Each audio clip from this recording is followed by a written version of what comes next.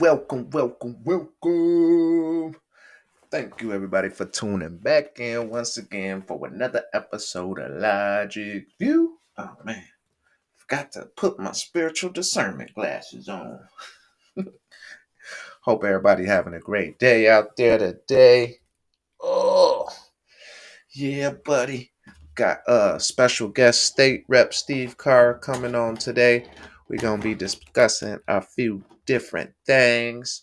A new bill he's trying to introduce in the legislation. We're gonna go over. Um, we are gonna talk about a new state representative we got up in the UP, and we are also gonna discuss, Mike Duggans campaign entrance and other things. Look like brother Steve Carr just jumped in. He getting situated. Let's see. Oh yeah. Let me. Oh, there you go. There you go. How are we doing Testing, today? testing. Good, good. I can hear you loud and clear. Can you hear me? Yes, sir. All right. Good, good. Well, it is Friday. How you doing today, State Rep Mr. Carra? Doing well. Lame duck was pretty lame this week, so I'll be happy to talk about that a little bit if we want to today. No horrific bills, so there are a lot of threats out there, but nothing too terrible happened this week. Well, that's good news. That's good to hear. We fighting back and raising a lot of awareness as well, and I hear that that's having its impact. So that's good news. Yes. All right, so I was just getting on here myself and letting people know we're gonna be discussing a new bill that you want to introduce, along with a couple other topics and any other things you want to bring to the attention of the viewers as well. So if you want to start to lay some things out there, you're free to go ahead. Yeah, we could start with the shell bills that I just introduced. It's a quite complicated process, but we might get in the weeds a little bit, but basically, with the bill I just introduced yesterday, it's House Bill 6254, I believe is the number that was assigned. But what it's saying is we have a very corrupt process on how the budget comes forward. And if we want to have government efficiency in a more deliberate and thorough process by us legislators, we need to look at the process that we're doing for bringing forward the budget and not turn over so much of our decision making to a conference committee to have the ability to deliberate over the changes in the budget. We need to have those decisions made by us elected officials through a process that's more open and transparent so that we can be the people's voice. That's how I would say the shell bill concept is, to say we should not be doing these shell bills and we should be doing a more transparent process where the people can be involved through their legislator. But what does it technically do, to get into the weeds and give them more behind the scenes concept? A lot of people have probably heard that the legislature has the power of the purse. And so the idea would be the House and the Senate, we come up with our budget plan, and we're not going to fully agree between the two chambers. And then so the question is, how do we get to a consensus? So the conference committee process has been created to deliberate over the differences between what the House wanted for the state's budget and what the Senate wanted for the budget. And that makes sense that, deliberating over the differences, we need to find an efficient way to do it. But what is deliberating over the differences? Well, when we as a House put forward an $80 billion plan, and say if the Senate puts forward 81 billion, and some of them are higher and some of them are lower from chamber to chamber, the theory would be that the deliberation that the conference committee does is only over those differences, whatever those may be. But take the Senate's budget and kind of put that to the side and just imagine the budget starting in the House. We say it's $80 billion. Then that bill that we passed over to the Senate, they zero it out to a $100 placeholder. And that $100 placeholder creates a full disparity between what we proposed and what they changed it to. And then it comes back over to us and we're like, well, no, we disagree with those changes. And that sends it to the conference committee to deliberate over. Well, what they created was complete disparity between the House and Senate version so that that conference committee can just do whatever they want. And that Mm, creates this atmosphere where not only the conference committee members, which is three from each chamber, three House members and three Senate members, and it's two from the majority party and one from the minority party. It's not even that those six members have so much power because they're the ones on the conference committee deliberating over that full budget. They're basically just a rubber stamp.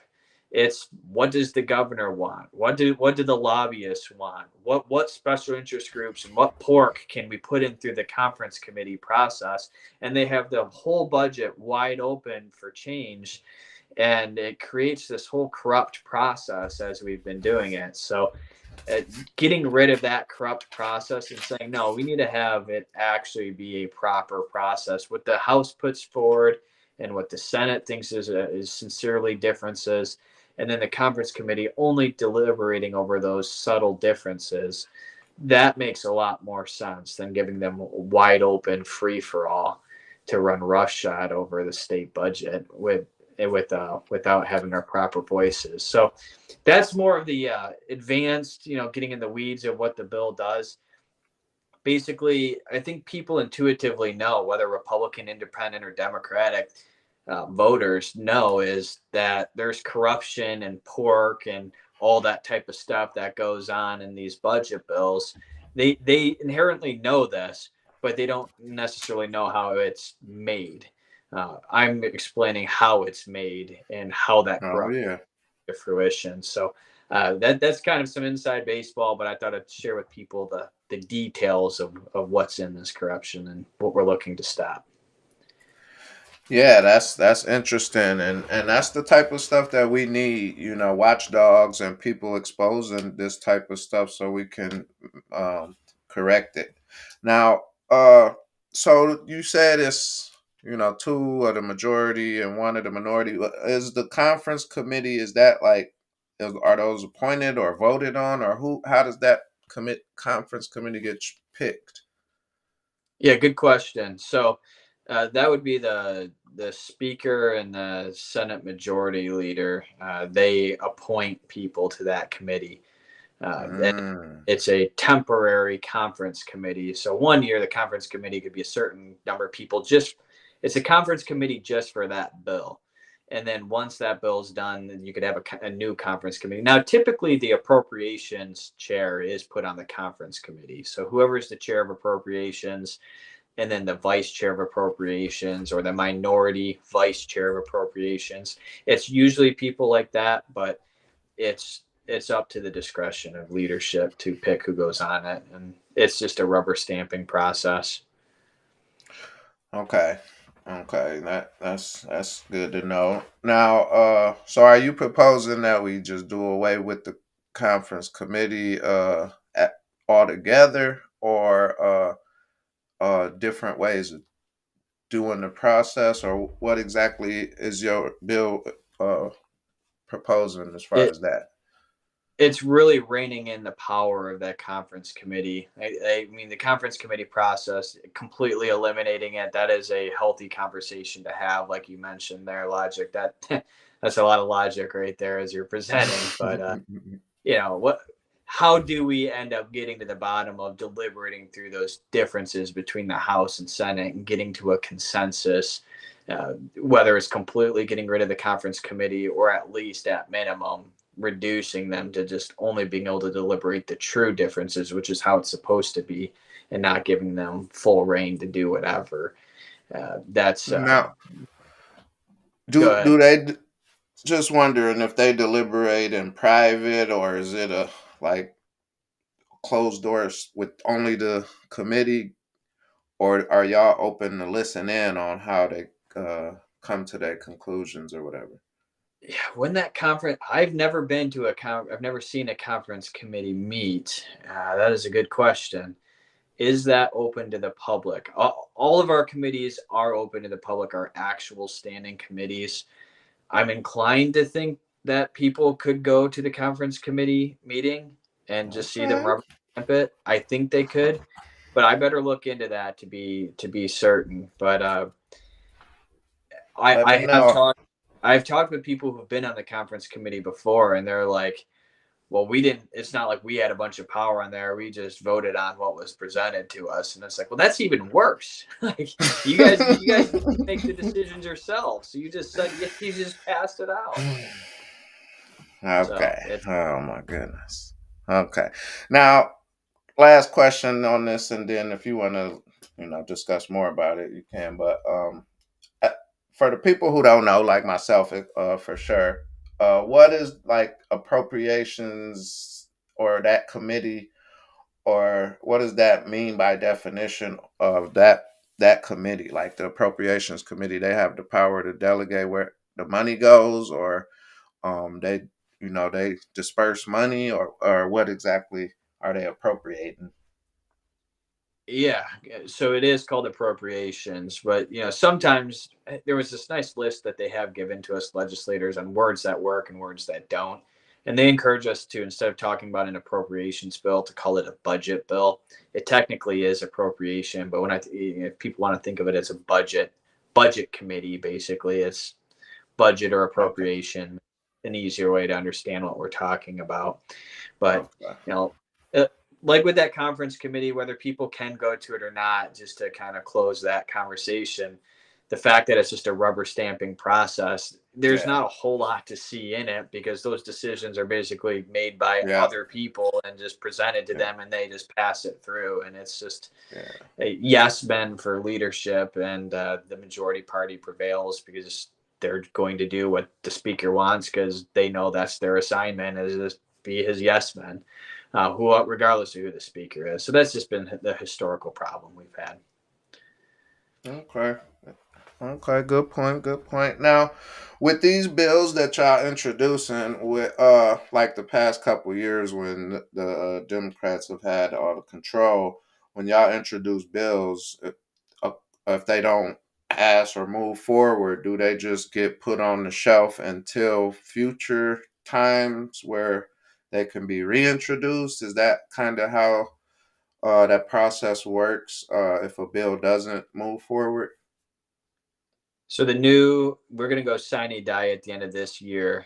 So any bills that have been introduced that don't get signed into law and don't become public acts, all of those die when we go sine die at the end of the 2 year term. And when the 103rd legislature begins in January, we technically start the new session at noon on January 1st, but our first meeting is on the second Wednesday at 1 p.m. And then from that point, I think that's the 8th this year, if I remember correctly. This January, I guess, is next year. Yeah. But then coming into January here, anything that was introduced this term will have to be reintroduced to have consideration next term. Okay. All right, all right, all right. Very interesting. All right, I want to try to switch gears a little bit and bring awareness to a new state representative that I just found out about. Let me see what we got over here. State Representative Karl Bohnack. Hey, son, come here. Yeah. So I heard he up unseated a Democrat that had been up there for a few decades, or that district was controlled by Democrats for several decades. But I'm Yeah, not so too Mark, familiar. yeah, that Yeah, was that was Marquette up. Marquette up. There's an There's an echo echo currently. I currently. I hear hear myself myself talking. talking. It wasn't Okay, like hold that on. before. I kind of hear it too. Um, Let's see let's if see if it's it's no, it's no, still it's still echoing. echoing. I Oh, see I me see now. me now. It might be my camera on my microphone on that new camera. I'm not sure, but yeah. It might be. Yeah, Can you it's still better hear it? now that you took Carl's website off, it's better again. I don't know why, but that's what made it do it. From what I see. So, but just to talk about that seat you're talking about up in Marquette in the Upper Peninsula, 10, 15 years ago, the entire Upper Peninsula was Democrat. Every single county voted Democrat up in the Upper Peninsula. But there's a lot of blue collar union workers in the UP, a lot of hardworking people up there who are tired of the wokeism and extremism of the left, and they've really shifted Republican quickly in the last decade or two. And Marquette is kind of the one part that's been a holdout up there that's remained Democratic. But the surrounding area has been trending conservatively enough, and Marquette has lost its stronghold of being Democrat. And Karl Bohnack was able to finally unseat the last Democrat in the UP, and he was the weatherman up there. I've only seen him briefly one time in Lansing, and I didn't even get a chance to say hello to him. So I don't know Karl well yet, but he was the weatherman up there, and I think they were trying to coerce his medical decisions back. If I understand correctly, they were trying to tell him he had to get the jab, and he said, "I've been the weatherman up here for decades, and I'm not willing to fly with your mandates." And so that he was going to be fired if that's what happened. And he told me, "You guys are going to have to do what you're going to do. You're not going to." So he stood strong and stood up for himself and did what he had to do. I think that's sacrifice. He had a job that he wanted to do. He loved being the weatherman, is my understanding. It was a dream job of his or something. It was just his passion, and he let it all go for what he believed in. And so I'm proud of him for that. Yeah, I think it's pretty good too, man. He's standing strong up for his rights, and of course, that's what we need for our legislators. And I heard he got a job at a new TV station, but we see what just happened with the $12 million settlement in Michigan over across on the other side of the state for somebody who was fired for refusing to get the jab. So, he might get, a little bit of something out of this as well to move forward with. But I think it's a pretty cool story that we got the Upper Peninsula lockdown and just winning. We got to keep on winning. We got my son sick, but we got 2026 coming up, and with that, we got a lot of other shenanigans going on to worry about. The governor race. A lot of people saying that Jocelyn Benson might get in the race. I don't know if she announced or if that's just a lot of rumor right now. And we got Mike Duggans running as independent. But I believe that he's, definitely a Democrat, strong supporter of Biden and Harris. Okay, so. But it is what it is. I think on the Republican side, we're going to have a healthy field of a lot of contenders. So hopefully the best candidate for our state can secure some traction. Right. Yeah, I might say a little bit about Mayor Duggan running as an independent. That news just broke Wednesday or something. It was pretty recent. It might have been Tuesday. And my thought is this provides us an opportunity here, not in the sense that Democrats splitting votes and, giving us a better chance of winning as Republicans versus two Democrats, basically. That, in theory, could be a benefit. But I encourage people to look at this from a different perspective, that there's three things. There's your far left, woke, socialist, propaganda, stuff that we disagree with, type of Democrats that are tyranny, central planning, socialist type of ideology. That's one group that they believe, like Bernie Sanders type of people. Those Bernie Sanders type of people, they believe what they're talking about, and it's the farther end of the spectrum from us. but they at least are not part of the uniparty corrupt deep state. But they, although I think Bernie Sanders did sell out, to the Democratic establishment that robbed him of his presidential efforts for Oh their, yeah. and that's the other part is the Hillary Clinton and Mayor Duggan, Gretchen Whitmer, but then Republican people like Liz Cheney and Fred Upton and Chris Christie and these Republicans who are uniparty deep state operators, just like the Democrats. They want to do the corporate elitism. They want to take the money from the hardworking middle class and give it to the special interest groups and their big donors, and they listen to the lobby corps and will just do what the lobby corps wants, and don't actually stand up for what they believe in, and just continue this big government in bed with big business cronyism. That's the Mayor Duggan type of route. He will try to frame himself as pragmatic, of middle of the road, sensible, bipartisan. He'll try to Hmm. frame himself with those things, and that sounds good to a lot of people, and that could attract a third or more of the voters. It could, but if you actually get down to the corruptness and the cronyism of those status quo operators, how many people want their money stolen from them to give to elitists and special interest groups? Right. That's less than 1%. People talk about the 1%. That's what you get from these corrupt people like Gretchen Whitmer and Mayor Duggan. That's what you get from them.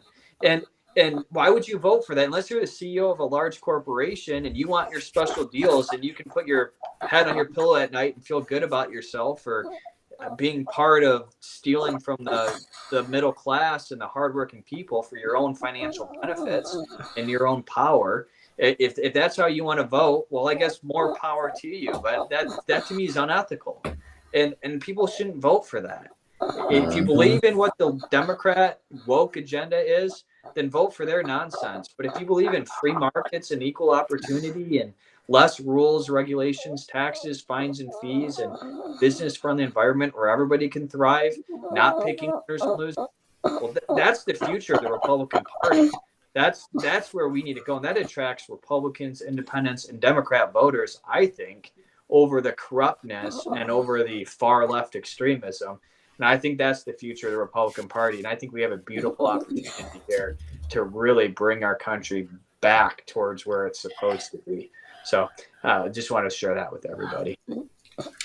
Yeah, and I agree. I agree with a lot of what you just said, and I'm hoping we can really get a genuine and true candidate that's got integrity and that's courage and willing to stand up and really give us a chance at taking our state back. Because like I tell people, we got Gretchen and Gilchrist is like our own little Biden and Harris in Michigan. We still got them at the helm for now, and a lot of other radicals as well, Dana and Jocelyn. These is my opinions. This is my view. This is Logic's view. Just keep it. But I believe, man, we can turn Michigan around if we continue to unite and stand strong.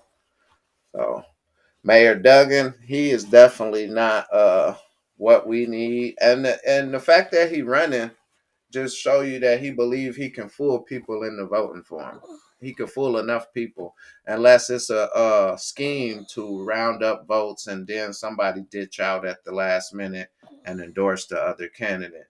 You know, we got to keep all possibilities open, but either way, we're gonna continue to fight. You're absolutely right. That is a potentiality that he tries to get those uh, country club Republican, anti-Trumper, Fred Upton liking, Peter Meyer, corporate elitist liking, don't care whether it's a Republican or Democrat as long as they're willing to do our cronyism. Those types of voters and the trickle down of, again, they don't sell it that way, because who would vote for that nonsense? I think even the CEO of a large corporation would say, okay, well, that's unethical. Like, we probably shouldn't be stealing from the middle class for our own financial interests. But when you take the lobby corps and the influence they have on members on both sides of the aisle, and the contributions they make to their reelection effort, and the way that transforms the thinking of a legislator into voting for their special deals, because it ends up coming with contributions for their reelection efforts, and it makes it easier for them to get reelected. Like, that whole process it's a corrupt process, and these well-intentioned legislators or people who want to be governor, they may have good intentions, and they may think they're pragmatic or middle of the road or sensible, because they are not passionate about issues that we're passionate about, whether it's protecting life or protecting the Second Amendment or medical freedom. They don't care about that. They just want government and big businesses to have a good working relationship, and they think that's pragmatic. Well, it is pragmatic if it's free markets in a place where all businesses can thrive, but it's not sensible if it's stealing from people to give a special deal. And Right. and I think it's that's what I really encourage the people of Michigan and throughout America realistically to understand. Like, that's what's happening. This idea of a middle of the road legislator, be careful with that concept, because it's not necessarily they're middle of the road. It's that they, in some cases, they may sincerely not be all the way to the right or left on social issues or something, but oftentimes what it is they're doing what the Lansing insiders want, regardless whether they're Republican or Democrat, and that's a huge problem. And we need to open the book to the correct page and have the correct conversations about what the proper role of government is, what freedom looks like, and how do we protect people's God-given rights. And even if you're not a Christian, protecting our rights. Who can disagree with the idea of government protecting rights, not giving us our rights, but protecting our rights? And that's basic role of government. And to me, that's it. Yeah. Yeah. Very good. Very good. Hopefully, the Freedom Caucus is growing. Hopefully, brother Karl Bohnack, he seemed like a prime candidate to rein into the Freedom Caucus, So I'm putting that out there. We gonna try to, get that out there. I wanna try to contact him and get him on the interview. But we making a little progress in Michigan, and we gotta appreciate it when we get it. We're gonna keep getting it. Hey, that's your idea. I have not even talked to Karl. I did door knock for him one day. I was going through the area, and I helped him out there one day while I could, but I didn't have much time, so I didn't even meet him. I just knocked the doors for him and continued on my way.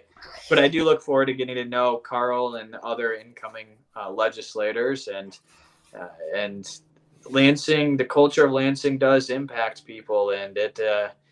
Well-intentioned people go there, and it's a slippery slope of becoming part of the problem. And that's what the value is in freshmen. These people come in by its name, fresh. They're coming in fresh. They have their principles. They have their thoughts. They have their ideas of what the proper role of government is and how to get closer to that.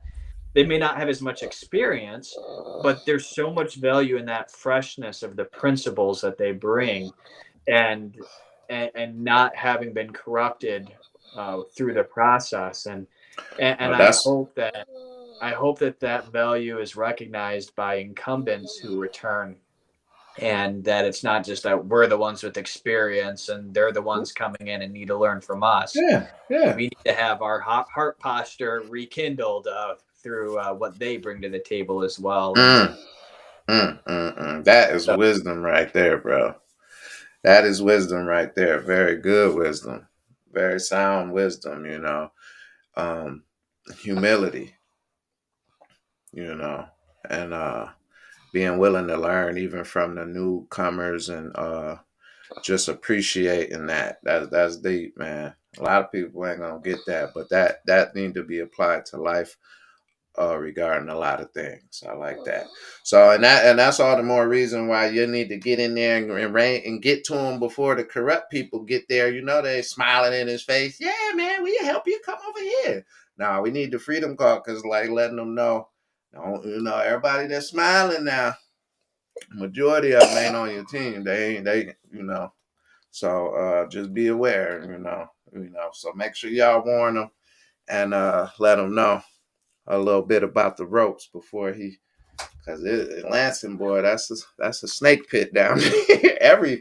every state government can be, So very good, very good. But my son's sick. My wife not home yet. I wanted to continue and talk more about get into a little bit about Kwame Kilpatrick.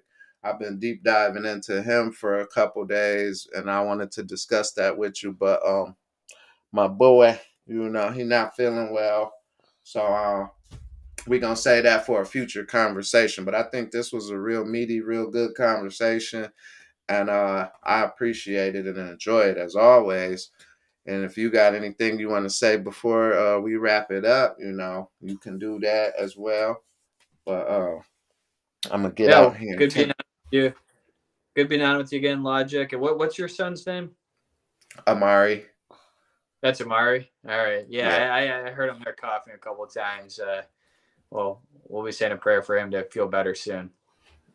I appreciate it, bro. That's the number one medicine I use around here: prayer, natural remedies, and good old loving. But yeah, Yeah. man, I appreciate you, brother Steve, and keep fighting for us, man. I'm proud of you and the growth I've been seeing over the years, the wisdom, man. It's a beautiful thing to witness, and I'm excited to continue to see you grow, man. And we're gonna continue to fight this fight. Yeah, sounds good. Appreciate you, Logic, and feel better soon, Amari. Thank you, bro. God bless you, brother Steve. Yeah, you too. See you. Peace. All right, y'all. Y'all heard it. There you have it, brother Steve Carra.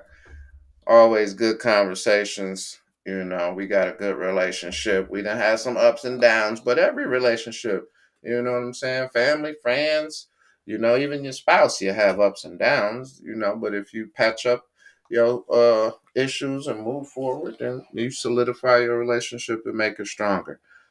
So I wanted to discuss more, but duty calls. This is why we fight these kids, man, that future. You know, so gotta take care of my boy. But thank y'all for tuning in. If y'all enjoyed this episode, like, share, drop comments, even prayer requests down below. God bless y'all. Love y'all. Peace.